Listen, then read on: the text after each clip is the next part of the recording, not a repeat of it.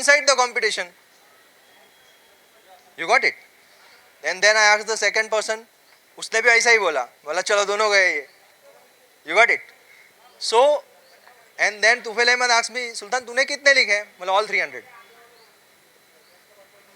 So I will tell you my strategy, how I go with it. So I see the question. आ रहा है तो mark करना ही है. That's a good thing. अब suppose question में we are able to rule out 2 options. 2 option में हम confused है कि ये या ये, 2 में से एक आंसर आना चाहिए, तो उनको भी अटेम्प्ट करने का.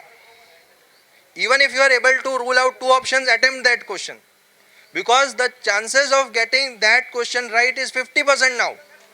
बाकी अगर 4 में से एक को सेलेक्ट करना है तो 25% you might be correct. But if you are able to rule out 2 options, now your 50% chance is that you would be correct, right? So in this, always try to attempt.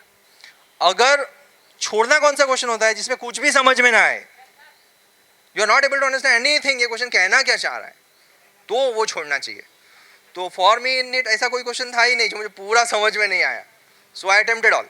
Okay, but if someone wants to leave questions, तो एक safe advice ये है कि don't do it more than 15. 15 से ज़्यादा नहीं.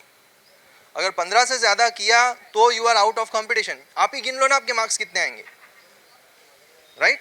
सो you can not do it more than 15. Okay, this idea you get when you give grand tests.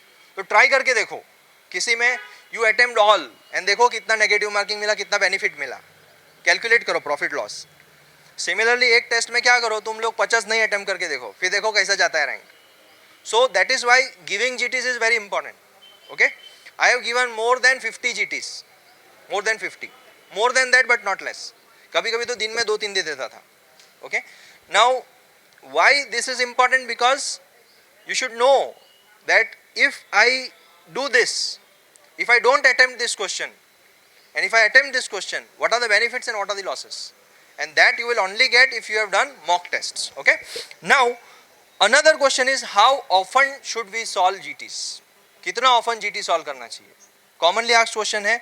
I would say 2 or at least 1 in a week. इतना तो compulsory है. अब तुम्हारे पास 120 दिन है ना, तो 120 दिन में एटलीस्ट 12 GT तो होने ही चाहिए.